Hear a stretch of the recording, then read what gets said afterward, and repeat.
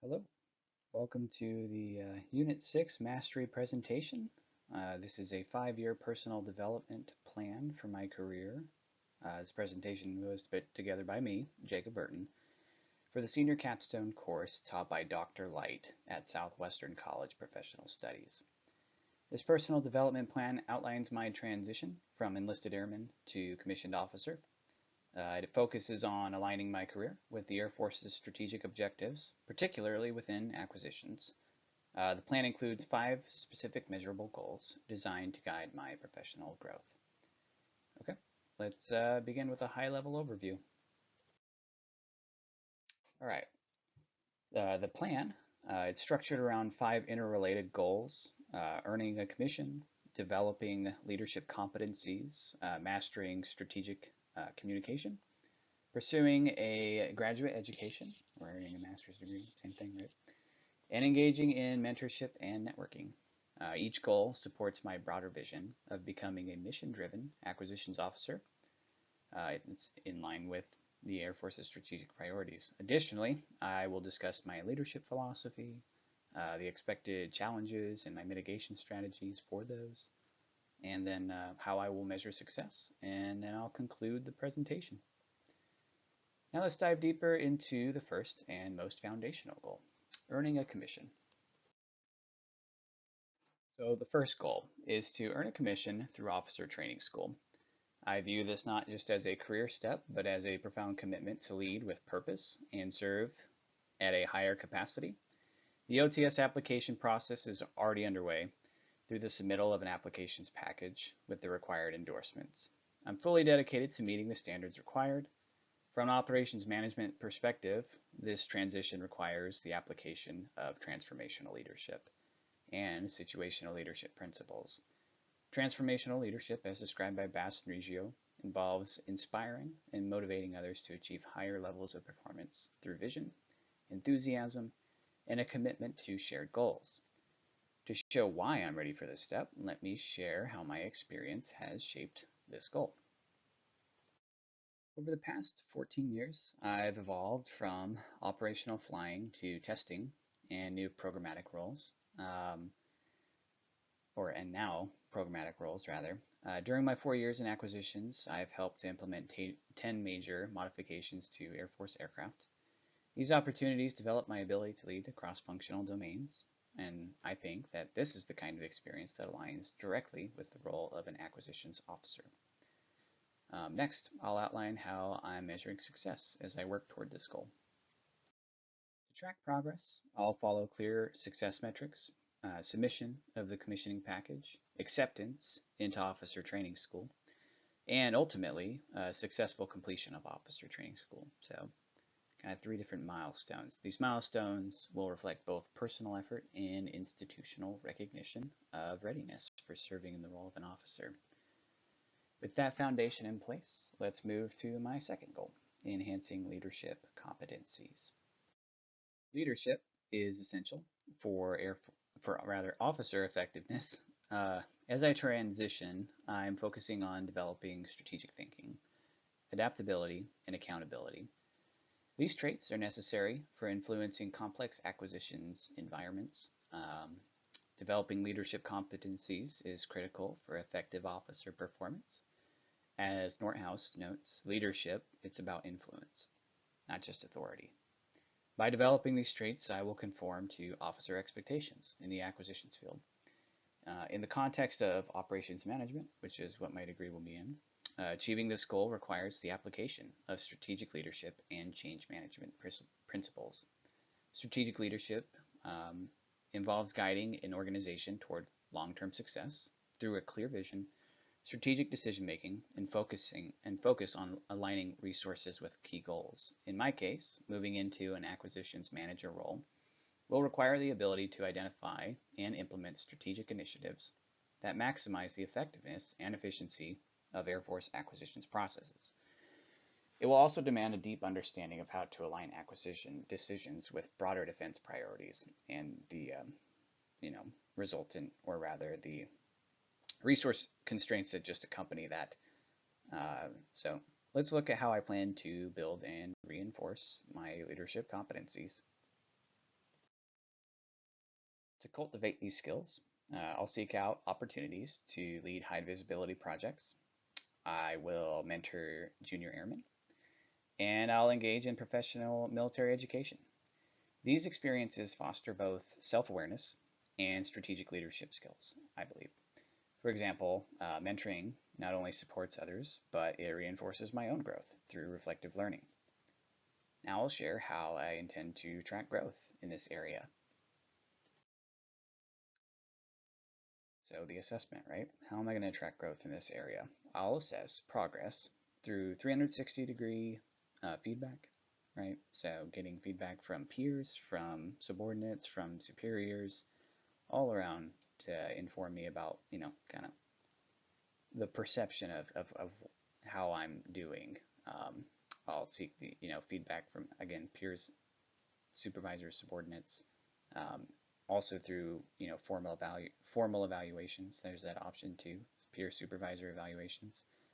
But feedback is a key leadership tool, I think. So recognition or constructive input from those I will lead will help me refine my approach and measure leadership impact. So that's how I plan to do that. With leadership development underway, the next logical step is mastering how I communicate as a leader. So goal 3, right? Enhance communication and negotiation. So effective communication, it's vital in acquisitions.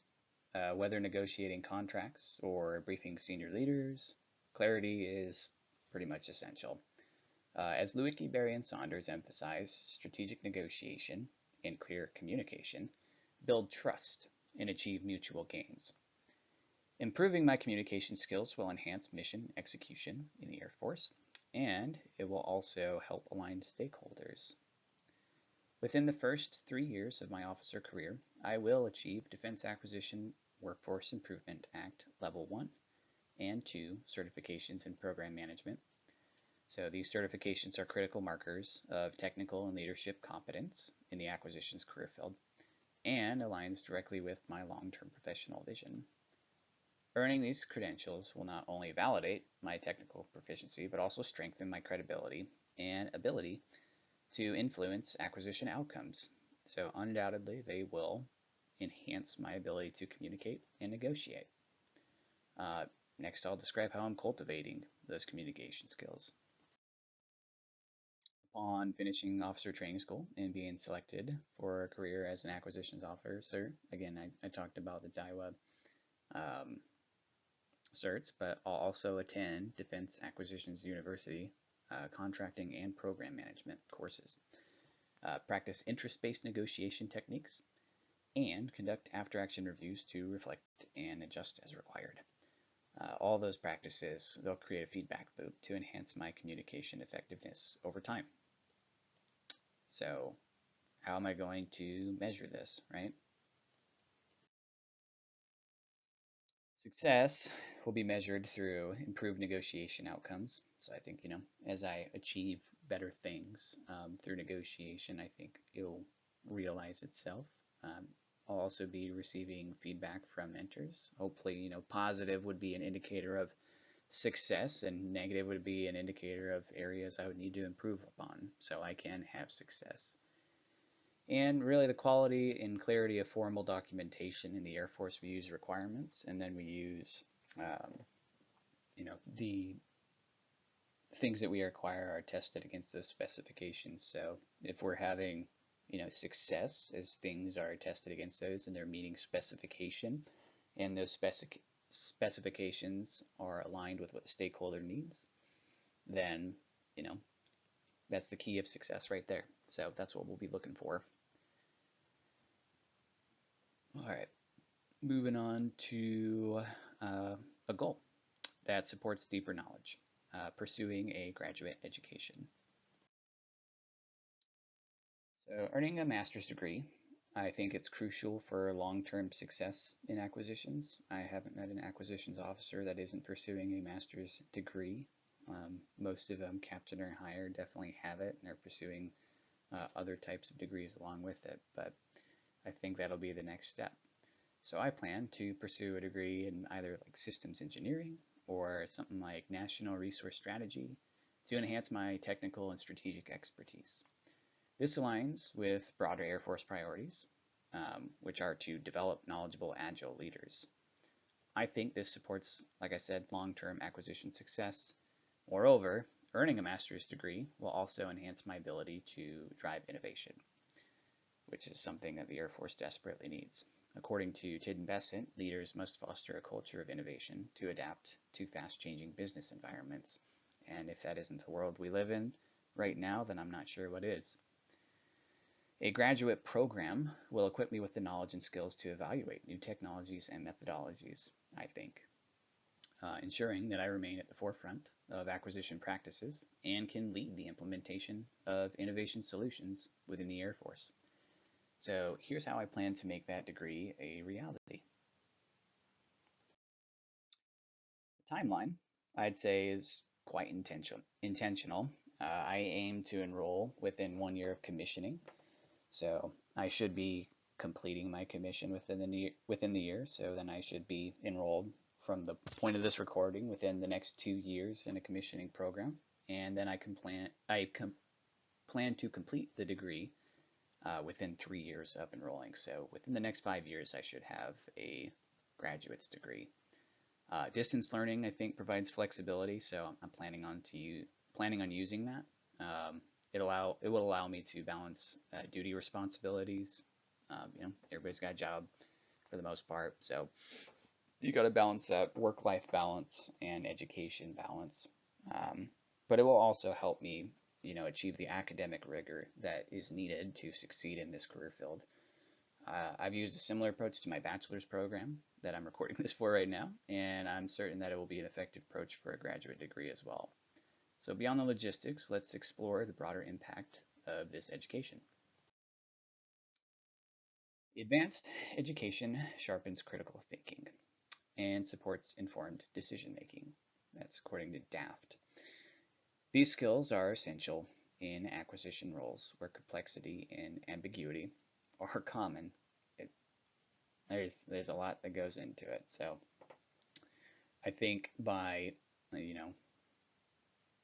pursuing the advanced education, like I've talked about, the impact will be that I'm supporting Air Force development priorities because I'll be able to operate in that type of environment. Okay, so moving on to the next goal, it's mentorship and networking, and that kind of represents the fifth pillar of my plan, if you will.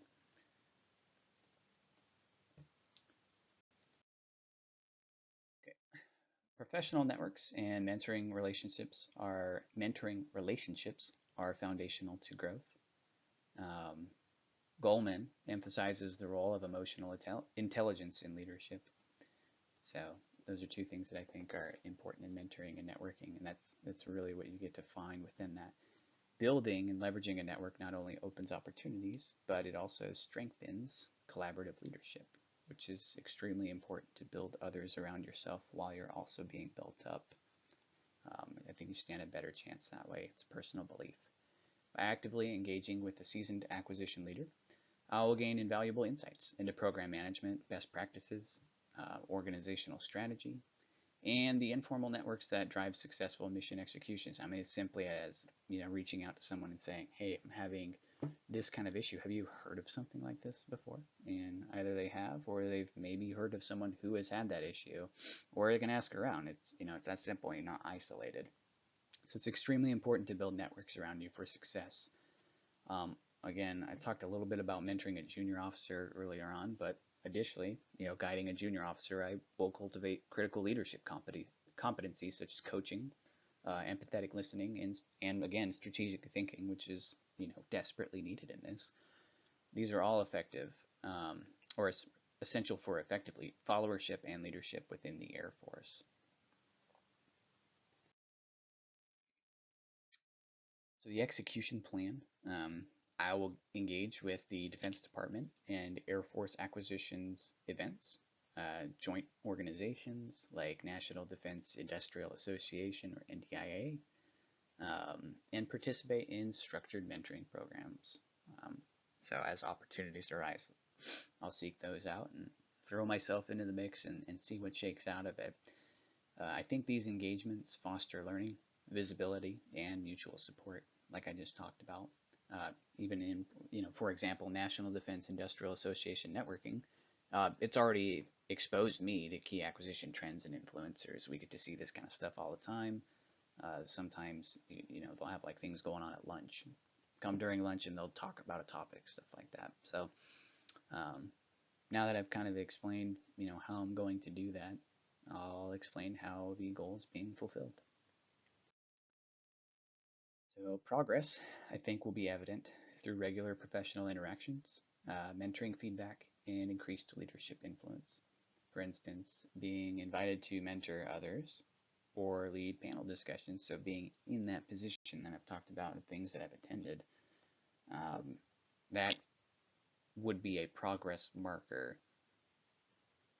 of me growing in professional stature. So things like that would be indicative of doing better. So let's now connect these goals to the Air Force's broader strategic direction.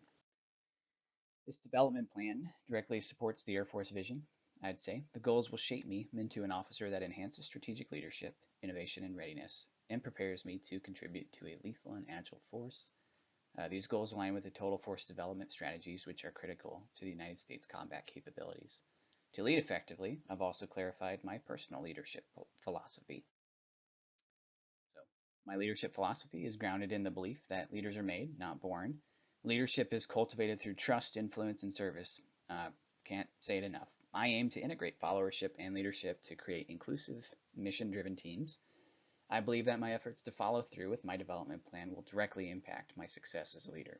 Of course, no plan is without its challenges, so I'll briefly talk about those next. Challenges and mitigations. Every plan faces obstacles. Time management and competing priorities are real challenges, like I kind of brought up earlier. Balancing education, duty, and development requires proactive scheduling and discipline. I'll mitigate these by using support systems like family and friends. Pretty much what I've relied on to this point. Maintaining accountability, and when I have mentors, we'll rely on them to stay on track. Next, I'll explain how I'm measuring progress across all goals. Success will be measured through SMART goals that I've outlined in my professional development plan that I'm kind of giving a top view of here. Uh, through regular progress checks and feedback loops. This allows for course corrections and ensures that I stay aligned with evolving personal and organizational goals. Continuous improvement really is the goal, the ultimate goal. So, all right, let's wrap it up with a final summary. So in closing, I'd say this plan outlines a strategic path from enlisted service to officer leadership. Each goal, goals 1 through 5, support my vision of becoming a strategic leader in the Air Force acquisitions, and I'm committed to continuous development and service to the United States. I'm excited about the journey ahead. Thank you. These references over the next couple slides support the theories and frameworks applied throughout this presentation.